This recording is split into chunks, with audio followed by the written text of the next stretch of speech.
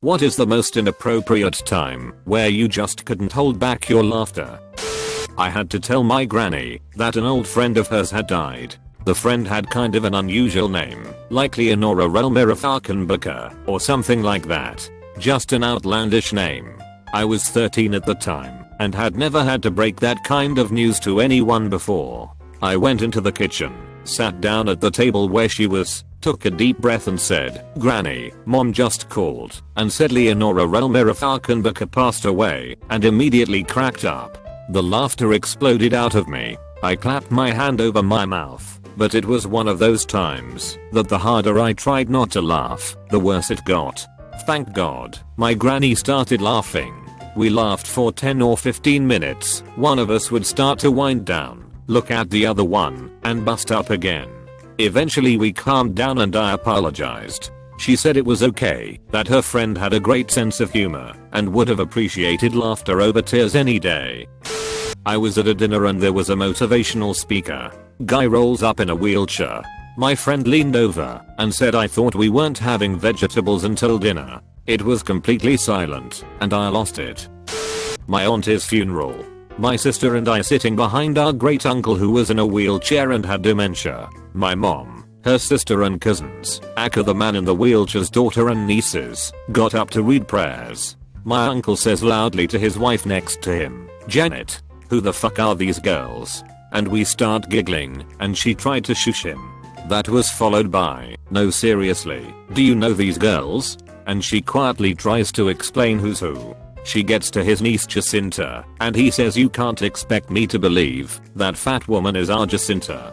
Jesus, Janet, she's huge. We were in near hysterics at this point. No one else was amused. Least of all Jacinta.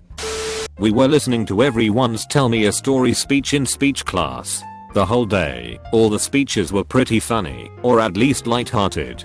Then, the next girl that gave her speech started out in a light-hearted tone, and I was expecting a joke at the end. The speech was about their family vacation in which they get separated from their aunt. The speech ended with the line, "We eventually found her after the third day, in a dumpster. She had been raped and murdered."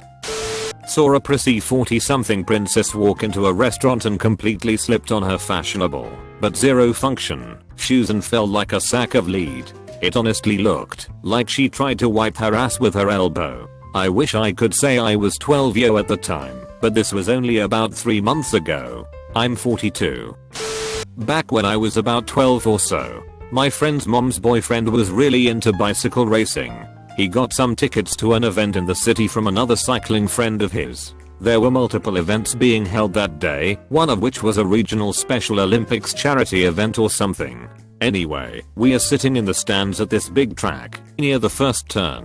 The track had been reformatted from the original circle, to have more turns and stuff, so the first turn was marked out by lines along the ground, a giant wall of hay bales with big ass orange arrows on it pointing left.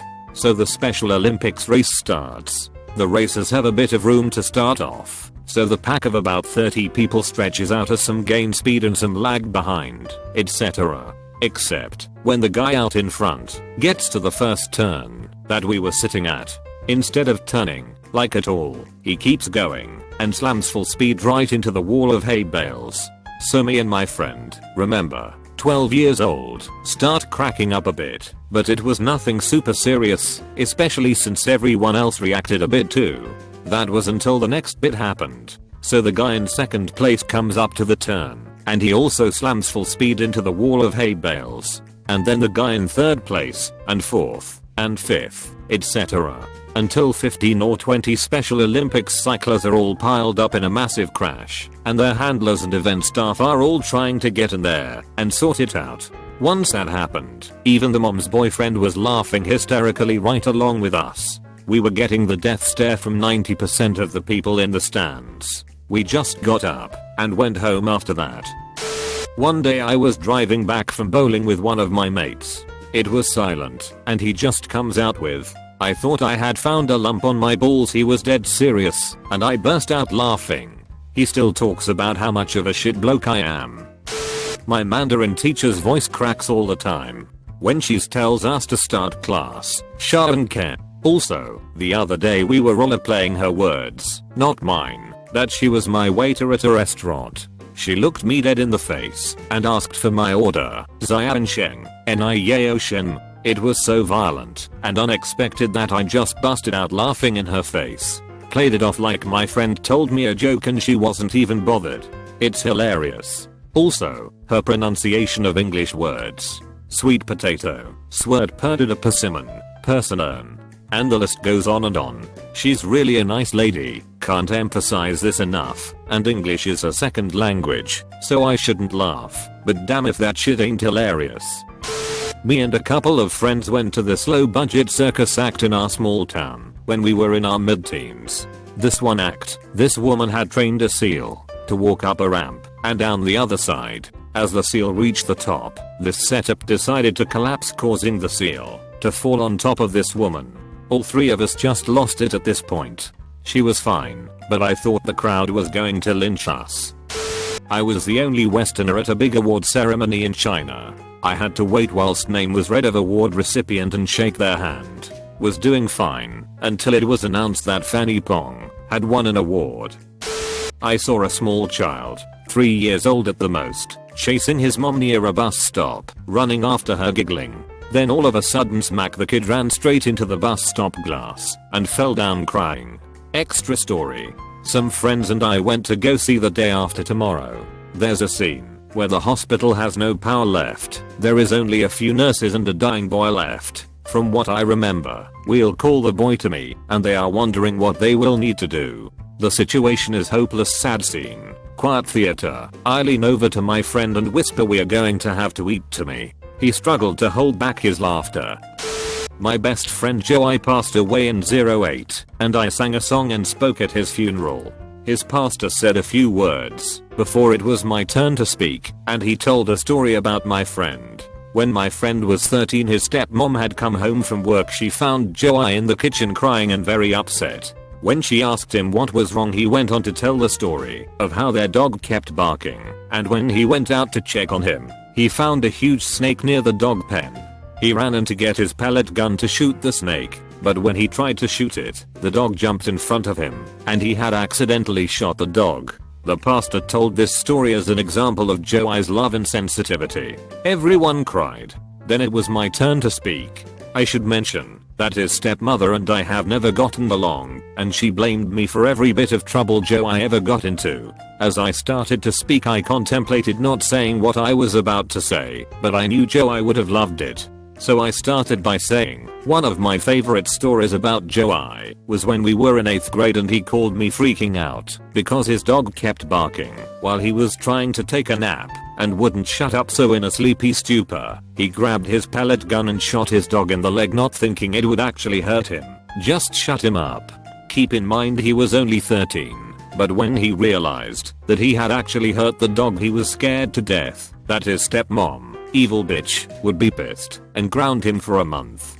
So I told him, before your stepmom comes home, put a little bit of soap in your eyes, we were 13, and pretend to cry. Then tell her you were saving him from an evil poisonous snake and accidentally you shot him. Then I giggled. Everyone's mouth dropped in horror. I stood there at the podium in front of over 500 people, including his stepmom. I could feel my face turn hot, and I got a little dizzy. Thank God one of our friends yelled out, "That's our Joey," and everyone started laughing. Except for his stepmom. I hate that bitch.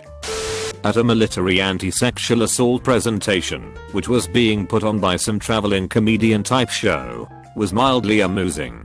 During a skit, a guy was trying to pressure this girl into, and her dad started coming home, so the guy exclaimed, "Oh no, your dad's coming, I better take the back door." Lost it. Wasn't me myself, but a friend of a friend. 3 guys were sitting in a shed on a cold winter's day and they decided that they would make a fire. They also thought that it was a good idea to start sniffing fumes from a propane bottle, the type for Barbies. Unfortunately, while passing the propane bottle onto his mate, he and the propane bottle fell into the fire. The other 2 bolted from the shed as fast as they could, leaving their mate behind. As you would expect, the propane bottle exploded and killed the guy who was left behind. This is where a friend of a friend comes in. He is a cop, and he had the unfortunate task of telling the parents of the dead man what happened. He explained to the mother and father exactly what had happened, and they'd come to the conclusion that it was an unfortunate accident and no one would be charged with an offense. At this point the mother turned to the father and said, "So should we get him cremated?" The police officer had to try his absolute hardest to not laugh in this situation, as there was no way to cremate the body because it was vaporized in the explosion. Unfortunately, he let out a few sniggers and had to shoulder them off as coughing. To this day my friend and this police officer tell everyone they can about what happened that day. P.S. Cops use humor to deal with terrible situations. I work as a software developer and my mate had to develop a CMS module, content management, where customers could upload descriptions, images, etc. Naturally, we tested the image upload function with some filth we found on 4chan.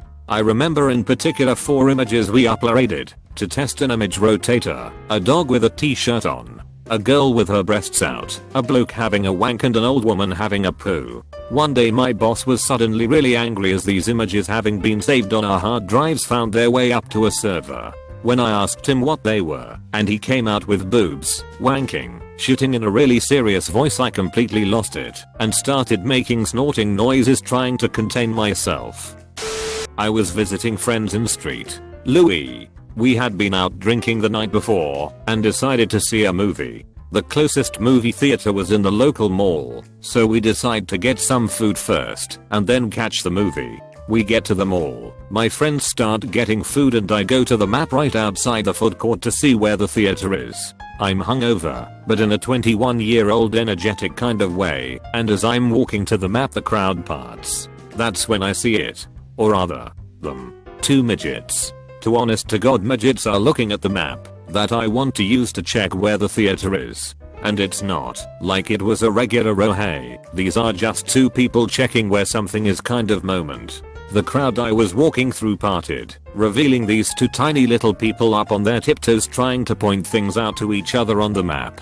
In my incredibly hungover state, with no filter in place, I burst out laughing. They looked at me. They looked right at me and gave me the dirtiest of looks that I richly deserved. But seeing that much hate coming from 4 tiny little eyes only made me laugh more. I felt like an ass. Years later I ended up in a bar telling a joke about midgets, where the punchline was, "What do you do to a midget? You toss it." Only to have my friend's face sink and look behind me. Another midget had snuck up while I was telling my story and was standing right behind me when I delivered the punchline. If there is such a place as midget hell, I deserve to go there. Well, if I can get through the door anyway. Was watching Captain Phillips last night with a couple mates. Near the ending there was a scene where Tom Hanks is screaming and crying and everyone's emotional in the cinema, and I just turn to my mate and say Tom Hanks is actually taking a shit, and we both burst out laughing. It was probably the worst time to laugh. We were also high, so that made it worse. A kid at my high school offed himself and everyone was told in the morning. Lunch comes around and everyone was somber to the point of practically no talking. My friend comes in late, sees everyone not talking and says, "Geez, who died?" Cue angry stares from everyone, and I can't help but laugh. Not sure who got more glares in the end. At my grandma's funeral, she used to do some acting and wanted one of her old actor friends to sing at her funeral because she thought his voice was so beautiful. So we are all sitting there crying and upset, and her friend begins to sing. His voice had way too much vibrato. It wasn't a horrible voice, but damn, that vibrato was over the top. We all quickly went from crying to sniggering, trying hard to hold back our laughter. Lunchtime in middle school. Someone was making an announcement, so the whole cafe was quiet. Out of nowhere this special kid let out a really loud ee sound. My whole table started laughing. At a funeral sitting next to my best friend. He is wearing a super nice suit. He crosses his legs and I look over, and he is wearing these lycra ankle socks one would wear when bicycling. I don't know why, but it just struck me as the most hilarious thing I ever saw, and I absolutely lost it. At my friend's sister's funeral, his sister's best friend was giving a speech. She said something like, "Lyra, David and I used to hang out all the time. We made a great threesome." And I burst out laughing. Was slightly awkward, but I didn't care. My friend loves me for it, and so do his parents, I think. It was a really tough time and I think the lightheartedness of the inappropriate laughter helped. At a funeral, I was paying respect to my recently deceased GF's grandmother with her at my side. I got in front on the coffin. I looked at the deceased and noticed her face is all stretched up in kind of a funny way and the makeup was totally awful. I'm now bursting out laughing, while at the same time trying to control it by biting my lips pretty hard, resulting in me making a very disturbed face right in front of everyone at the funeral home.